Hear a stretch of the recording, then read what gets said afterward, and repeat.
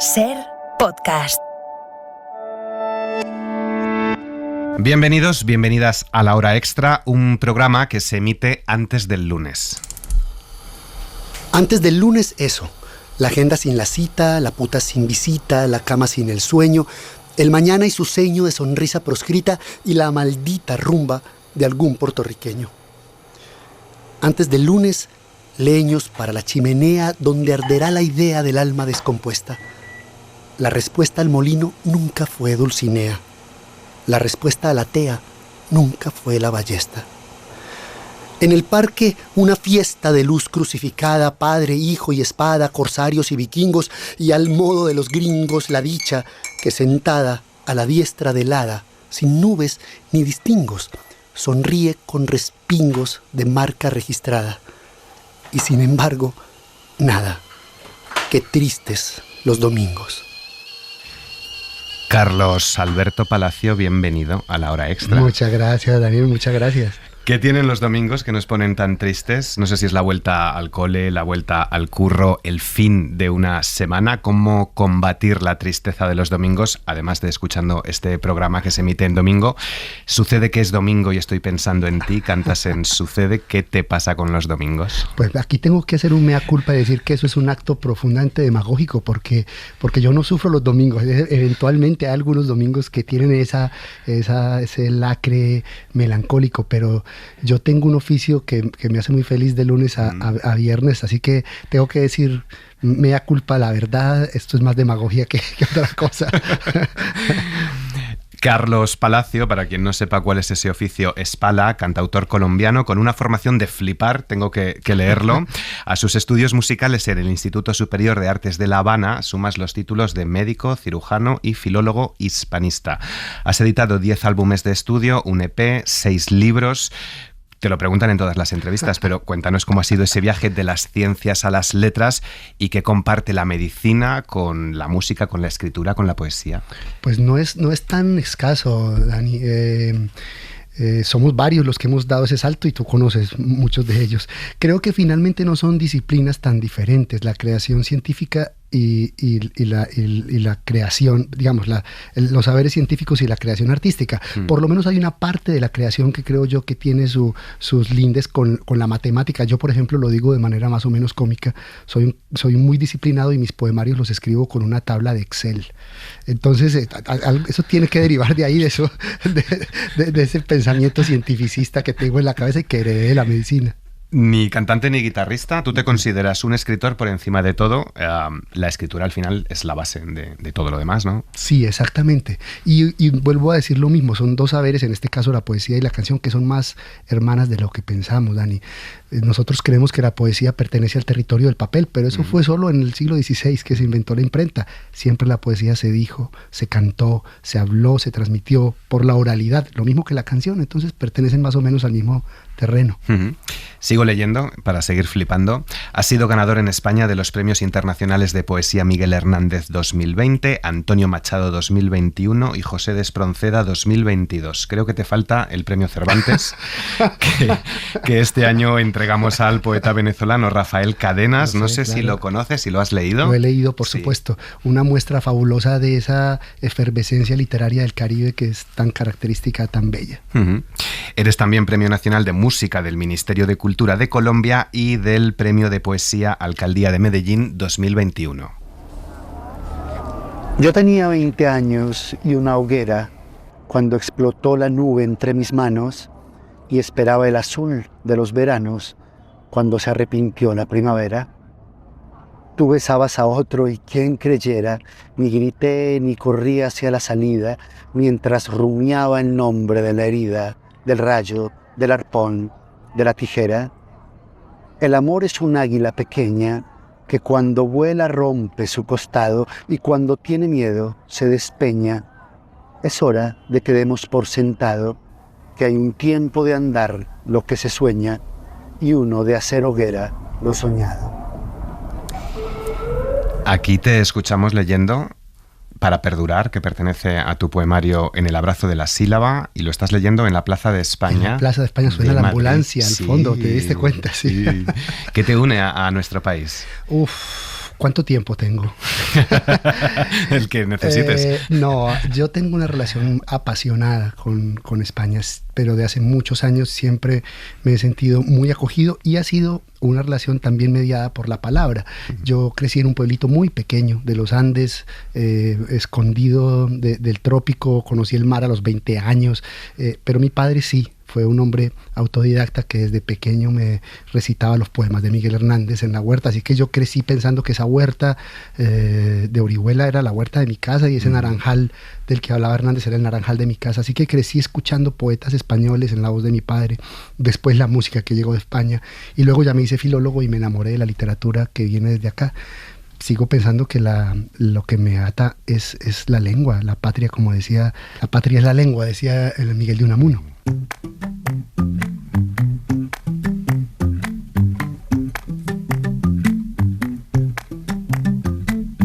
Ponme donde no alcance tu estatura, donde tu luz no sea imaginable.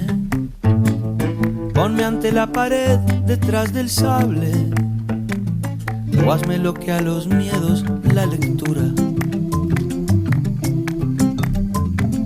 Ponme los instrumentos de tortura y aprieta el torniquete por si acaso. Ponme donde Petrarca o Garcilaso, o ponme en el camión de la basura. ¿Al sexo y al amor les tienes miedo o eso es lo que cantas? ¿Qué hace la lectura con los miedos, Pala? ¿Qué ha significado? ¿Qué significa para ti la lectura en tu vida? Ha sido la forma más expedita, y esto es un lugar común, pero en mi caso fue así, de viajar. Te dije que había nacido en un pueblo pequeño en el que el mar era una ficción. Yo viajé con los libros en mi infancia y después justo eso que decís y que dice la canción me permitió diluir los miedos, diluir esas creencias del pecado y de la moral judeocristiana que me inculcaron de manera tan sanguinaria cuando estaba pequeño. Me permitió la lectura exorcizar eso, así que no tengo con qué pagárselo. Este tema pertenece a tu último disco, El siglo del loro, publicado en 2020. Vaya año para publicar disco. ¿Cómo te parece? ¿Cómo ha sido estos 3 años? Pues mira, yo tengo que decirlo de manera con un poco de recogimiento y de vergüenza. Debo decir que la primera parte de la pandemia para mí fue una bendición, con todo lo que eso significa, por supuesto, pero pude recogerme, dejar de viajar, poder desarrollar mi trabajo de grado para optar al título de filólogo hispanista, que no lo hubiera podido hacer si hubiera seguido viajando. Entonces estuvo bien. Ya a los 6 meses me quería enloquecer, pero estuvo bien, digamos. Muchos te desconocen, todos, después de escucharte, te dan las gracias por existir, por las letras de tus canciones. Esto lo he leído en las redes sociales, un montón de comentarios. Dices al comenzar el disco en Qué tontos que no existen canciones salvadoras ni penas que se curen con sonetos. Eso en tu caso es mentira, porque a lo mejor no has salvado vidas con la medicina, pero sí con la música, has sanado muchas vidas. Pues es muy generoso lo que decís, Daniel. Yo quisiera por lo menos conectar con alguna vida. Creo que imponerle esa pretensión a la canción o al poema pues es mucho, pero si logras conectar con alguien, eso sí salva no el mundo, pero tu trabajo, y eso ya es más que suficiente. Y nada que no cure el buen sexo o la aspirina. Bendito sea, sí. sí, claro. Ahí estamos de acuerdo. El siglo del loro son 27 pistas, 27 sonetos, 40 minutos de disco, muchas son pequeñas poesías. Nada más comenzar el disco adviertes también de que los niños hoy no degluten poesía. ¿Por qué? No sé si a lo mejor has mencionado a tu padre, es porque quedan pocos padres como el tuyo hoy. Bueno, posiblemente sea eso, aunque también eso hay que matizarlo. Es cierto, la poesía no llena hoy estadios, pero sí es cierto que hay una generación que se está reconectando con la poesía, que están reinventando esa conexión a partir de los medios. Y te cuento, por ejemplo, yo fundé y dirijo un espacio que lo creamos con la menor pretensión del mundo y que hoy es el espacio de creación poética de formas clásicas en castellano más grande de la habla hispana. Somos casi 3.000 personas de 16 países publicando todos los días sonetos, silvas, madrigales, formas clásicas, ¿verdad? Y eso es un bellísimo anacronismo a estas alturas de la vida. Así que bueno, por un lado se nos escapa un poco la presencia cotidiana de la poesía, pero por otra huye en ciertos espacios. En ciertos espacios muy particulares, porque me he dado cuenta que el sonido ambiente es muy importante en la poesía. Hemos escuchado una ambulancia, pero escuchamos el ruido del la calle, me parece que de platos o cubiertos, como si estuviéramos en un restaurante, en una cafetería. Hay una intención ahí como de querer sacar la poesía a la calle, porque además en tus vídeos te vemos recitando en plazas y parques de muchas ciudades del mundo, ¿no? Es así, Dani, y eso viene justo de lo que te decía antes. Hay que recordar que la poesía pertenece a la oralidad, que los libros nos las guardan para la posteridad, pero que la poesía es un acto de contar, de decir. Es que el poema fundacional de nuestra literatura, el Cantar del Mio Cid, es eso, un cantar. Se cantaba, se decía. Entonces hay una intencionalidad justo en eso, de leer la poesía en los parques, en los espacios públicos, y es volver a lanzar la palabra al aire. El Siglo del Loro rinde un homenaje, lo has dicho, a las formas poéticas clásicas del español en una recopilación de sonetos musicalizados.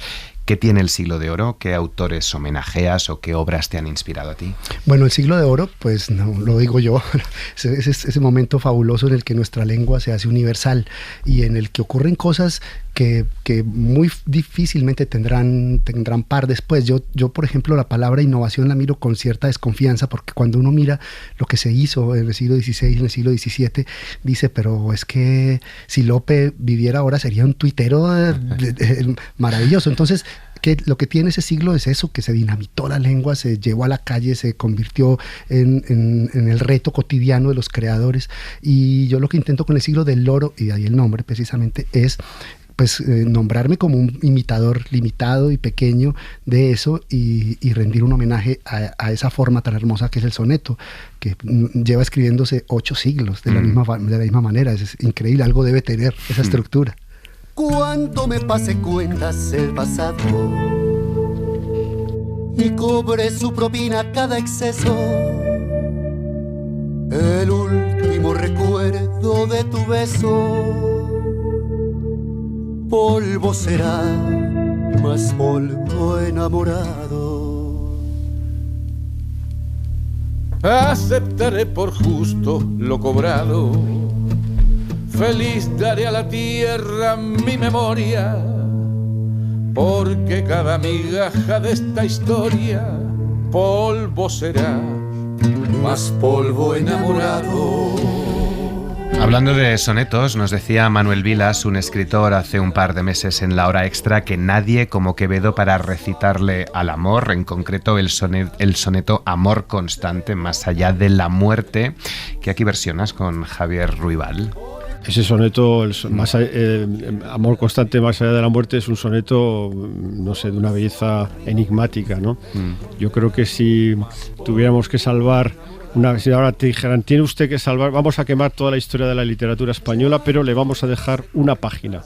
Elija usted una página de la historia, de toda la historia de la literatura española, una página solo, el soneto de Quevedo. Yo eso elegiría. Sin duda. Eso elegiría. Entonces, lo escogí un poco así, es decir, que si quemáramos este país entero, salva una página de lo que hemos sido como civilización. Hombre, si en pintura, pues yo qué sé, salvarías las meninas, pero en literatura, ¿qué salvarías, no? Si de repente tuvieras que hacer un esfuerzo de resumen final, pues yo salvaría ese soneto de Quevedo. Y en torno a esa idea empecé a manejarlo como leitmotiv.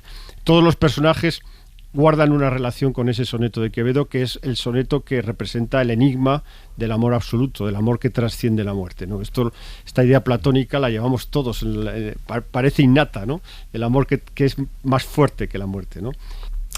No sé si estás de acuerdo. ¿Qué página o qué obra de la literatura hispana salvarías tú? Yo no voy a mejorar esa afirmación del maestro y la puedo firmar. Si tuviera que salvar otra, salvaría un par de sonetos más, pero me quedo con esta. Sí, te hago una aclaración. La versión que hago con Javier es una reescritura y citamos el último verso. Polvo será, más polvo enamorado. Será ceniza, más tendrá sentido. Polvo será, más polvo enamorado. Es insuperable. Tú le cantas al amor, le cantas a la muerte. ¿Es más fuerte el amor que la muerte, la belleza que la muerte, o en la muerte también hay belleza? Yo creo que entender la muerte, y me haces una pregunta que me toca mucho, porque con la desaparición de mi padre me enfrenté a la muerte de una manera muy cercana y siento una reconciliación que se parece mucho al amor. En el momento en que entendamos eso, creo que redimensionaremos la vida como tiene que ser, como un milagro insospechado de la biología, sí. Hablabas antes de dinamitar la lengua. A propósito de los niños, niñas y la poesía, te quería preguntar por el lenguaje de las canciones de hoy. ¿Qué queda de aquella poesía en los versos de hoy? Si hoy también se hace poesía, se dinamita el lenguaje, si lo hacen artistas como Rosalía u otros cantantes también de música urbana o incluso en reggaetón, no sé, eso de jugar con las palabras, mezclar lenguas, inventar términos. Le preguntábamos hace justo un año a tu amigo el maestro Javier Ruibal. Dicen que hay un montón de nuevas palabras y tal. Si sirven para que el interés en general por la palabra y por la poesía y si sirven para algo que eleve, me parece muy bien, ¿no? Me parece estupendo. Si solamente sirven como juguetito, pues igual no me convence tanto, ¿no? O bien inflar cosas como ha ocurrido con el reggaetón, que ha sido de alguna forma inflado porque, bueno, porque da dinero. O sea, no nos engañemos. Toda la industria discográfica en cada momento va buscando el máximo de beneficio y está muy bien. Pero me gustaría que ganaran mucho, pero que hicieran algo que se encaminara a que no hubiera ningún retroceso cultural, ¿no? Sino que en lugar de, por ejemplo, en letras de reggaetón donde se habla con una misoginia absoluta y con un desprecio más que notable hacia las mujeres, que eso de alguna forma hubiera un pequeño círculo de vigilancia para que consignas de ese tipo no pasen luego, que pasan como pues desapercibidas, pero hay críos muy pequeñitos que esas las incorporan y pueden hacer uso de eso como si fuera lo normal. Que tu chica te diga, dámelo, o tú le digas a tu chica, ponte así, que te voy a dar lo que a ti te gusta, porque lo que a ti te gusta es no sé qué. A ver, abre un melón muy grande, Javier Ruibal. Sí. Son dos cosas diferentes. Por un lado, lo de dinamitar el lenguaje, ¿no? Sí. La riqueza del lenguaje, que la lengua es algo vivo y que hay muchos que son reticentes, ¿no?, al cambio. Sí, eso te lo responderé como filólogo. Solo existe la lengua viva. Cualquier reticencia a detener la evolución en la calle de la lengua es inútil y no tiene la más mínima posibilidad de triunfar. Así que desde el pragmatismo, esa lucha es una lucha perdida. Yo pienso que por fortuna es una lucha perdida. Recuerdo un profesor en la universidad que nos decía cuando alguien salía con un purismo y decía, pero es que no se dice así. Y entonces decía, bueno, está bien, si vas a defender la pureza de la lengua, hazlo. Pero hazlo en latín, no en esa variedad vulgar que se deterioró en la península ibérica, ¿verdad? Nuestro español es el latín que se deterioró y por fortuna se deterioró, tenemos nuestra lengua. Entonces, yo soy un defensor de esos cambios callejeros. Y la otra conversación la tuve con Javier en la sala de mi casa a principio de este año, una conversación con Ron y in extensis. Yo difiero un poco de Javier en lo siguiente. Creo que cometemos el error de ofrecerle de pedirle una estatura literaria a un producto cultural que no la ofrece. Es decir, siempre ha habido música para pensar y música para bailar, como dice Rubén Blades. Entonces, lo primero es que pareceríamos pedirle a un género que no está ofreciendo un producto literario una estatura literaria. Pero hay algo que voy un poco más allá, y es que creo yo, nos falta escuchar un poquito esas letras que pensamos que son misóginas y que lo son, de hecho. No estoy diciendo que no, pero yo entonces me pregunto estas canciones que dicen, te vas porque yo quiero que te vayas, a la hora que yo quiera te detengo, yo sé que mi cariño te hace falta porque quieras o no, yo soy tu dueño. Yo soy tu dueño. ¿Tu dueño qué estás diciendo? Y es una ranchera que a todos nos emociona y que... Entonces... Y una cosita más para cerrar esto.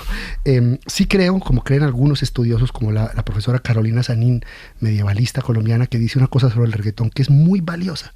Es el primer género en el que la mujer es sujeto activo del placer. Y eso no es poco. O sea, la mujer en el reggaetón decide, toma la decisión, yo quiero esto, dame esto, tú te vas. O sea, es decir, y ese papel activo de la mujer como sujeto de placer solo ocurre en el reggaetón y no es poca cosa. Dicho todo, no me gusta el reggaetón, pero la única censura que me permito es no ir a los conciertos y no comprar los discos y se acabó.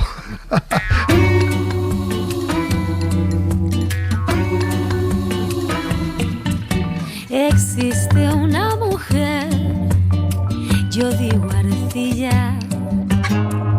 Existe una mujer, yo digo triste. Existe una mujer, no una costilla. Pienso en una verdad que se desviste.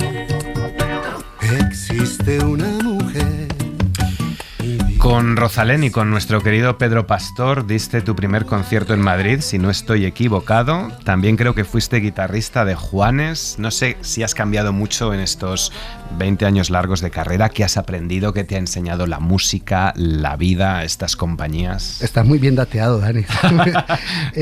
Lo que me ha enseñado la música es lo que ahora me siento recogiendo. Ayer lo conversaba justo con Jorge Drexler esto. La fortuna que tenemos los cantautores, sobre todo los cantautores medianos, como yo, que nos llenamos grandes estadios, es que pertenecemos a un género que no es ya el gran género mainstream, y que en virtud de eso, creo yo, en virtud de eso, ha subsistido a través de la creación de lazos de camaradería muy genuinos, de este lado y del otro lado del Atlántico. Entonces, cuando los colegas van allá se les abraza, y cuando yo vengo acá me siento muy abrazado, y eso es lo que me ha dejado la música, lazos de fraternidad maravillosos. Me ha dado la posibilidad pragmática de no tener que ejercer la medicina, que no es poco. La verdad, no pido mucho más que eso, seguir cantando y seguir viajando con la música. ¿Existen las perfectas democracias, como cantáis aquí, y dónde están hoy? Y no sé cómo ves a Colombia con el cambio de gobierno.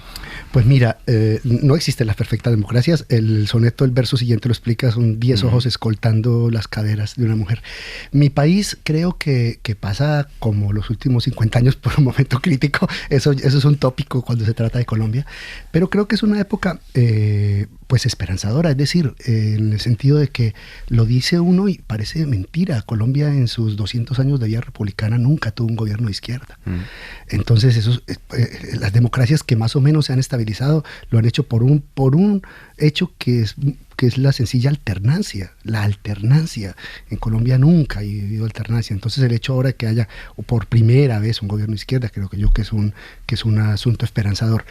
En la práctica suele pasar, como decía Tomás Gutiérrez Alea, con la Revolución Cubana, suelen ser bellísimos guiones y puestas en escena más bien deficientes. Sí. Viajas mucho, te formaste en Cuba, también vienes de dar unos conciertos un poco atrás ya en Perú. ¿Cómo ves América Latina? Huyendo. Mira, la ventaja de que se hayan diluido las fronteras en los últimos años ha hecho que se diluyan también esas nacionalidades tan cerradas que había cuando a finales del siglo pasado. Pero eso también trae la reactivación de esas derechas atroces que son tan miopes, y de sus contrapartes en el otro extremo igual de miopes. Creo que América está en mora todavía de reencontrarse con su médula, que es más o menos la misma desde México hasta Argentina. No variamos mucho. Colgar los hábitos requiere estilo, posar de apóstata no te hace un lord. Si te harta el célibe, corre, ve y dilo, pero sin prédicas de inquisidor. Si te harta el célibe, corre, ve y dilo, pero sin prédicas de inquisidor. Hay lenguas vívidas en los sermones, bajo las túnicas del fanfarrón. Ni los satánicos ni los mormones pasan incólumes la evaluación. Ni los satánicos ni los mormones pasan incólumes la evaluación. Qué maravilla, ¿no? Cómo se pueden decir tantas cosas con tanta sutileza y tanta belleza. Como me he dateado muy bien, como dices tú, he leído en una entrevista que te hizo hace un par de años nuestro compañero Fernando Neira para El País, que te significaste por un anticlericalismo radical acrecentado cuando tus hermanas mayores decidieron vestir los hábitos de monja. Colgar los hábitos, se llama este tema con el canca. Cuéntanos qué relación tienes tú con la religión. Tuve una relación muy dolorosa, muy contestataria, muy radical, que me llevó justo al extremo más impresentable de convertirme en un evangelizador del ateísmo. Eso es una cosa, y la veo ahora con mucha risa, pero bueno, pues creo que hace parte del aprendizaje también. Hoy me sitúo en el mismo lugar de la creencia, soy ateo, pero soy un ateo que entiende que que cada cual encuentra su forma de vivir este planeta ya tan caótico, y que yo, por supuesto, no tengo la respuesta para todos, como nadie tiene la respuesta para mí, y que cada uno encuentra su forma de relacionarse con la vida y que ninguna es más válida que otra. ¿Eres ateo? ¿Eres una persona que cree en la trascendencia, más allá? No, creo que polvo seremos y no más. Y polvo enamorado en el mejor de los casos. Probablemente polvo más bien pronto que tarde, ¿no? En mi caso sí. No, lo digo por este mundo caótico. Sí, es verdad, claro que sí. Sí, ¿no? Más pronto que tarde. Yo quise ser amigo de Bob Dylan, coleguilla de Cohen o de Sting, pero malditos dioses nos vigilan. El silencio es mi muro de Berlín. Yo soy de los abstemios que destilan sus versos en barriles de carmín, de los solteros que se automutilan viendo filmes que empiezan por el fin. Yo quise ser amigo de Sor Juana o la novia fatal de José Alfredo, o una chica Almodóvar sin guión. En esta última canción, Lo imposible, de Bob Dylan a Sor Juana, siempre quisiste ser una chica Almodóvar, sin guión, como Sabina. ¿Tienes una espinita clavada con Sabina? No tengo una espinita clavada con el maestro, tengo una devoción de vieja data que Fernando Neira saldó de una manera muy bonita. Él no lo sabe, pues, o creo que se lo conté en algún momento. Cuando me lo preguntó en la entrevista para El País, dije eso, y al otro día me escribió Jimena, la pareja de Joaquín, y me invitó a comer a su casa, y estuve con el maestro comiendo allá, una noche muy bella. Sí, no, lo que tengo con el maestro es devoción y gratitud. Claro. Yo quise ser, eres al final lo que siempre quisiste ser. Debo decirlo con inmodestia que sí, yo soy un muchacho de pueblo que ha conseguido mucho más de lo que imaginé cuando estaba pequeño, así que soy un tipo muy feliz, la verdad que sí. ¿Y qué gira tienes por delante después de pasar por Barcelona este fin de semana? Luego sigo a Madrid, voy a Bilbao el 4 de mayo en el Cotton Club, luego vengo a Madrid el 10 de mayo en la Sala Galileo y termino en Cádiz el 12 en el Pai Pai. Trabajas en todo esto de cabeza, sin tener que mirar la chuleta. Hombre, qué bien lo tienes interiorizado. ¿Trabajas ya en un futuro disco? ¿Eres de los que no dejan nunca de componer, de escribir, de musicalizar? Porque al final han pasado 3 años. Es verdad, no, sigo escribiendo, tengo 2 libros a punto de terminar. Estoy trabajando en las canciones del disco nuevo, sí, no puedo parar, no soy capaz. Y soy un creador más consciente, más disciplinado que talentoso. Entonces tengo que trabajar todos los días y lo hago, soy muy disciplinado. Pues Carlos Palacio, Pala, muchas gracias por habernos acompañado en La Hora Extra. Nos quedarán siempre el soneto y la canción. Feliz domingo, feliz Día Internacional del Libro y mucha mierda. Muchas gracias, Dani. Un abrazo para vos. Un abrazo. Cadena SER. La radio.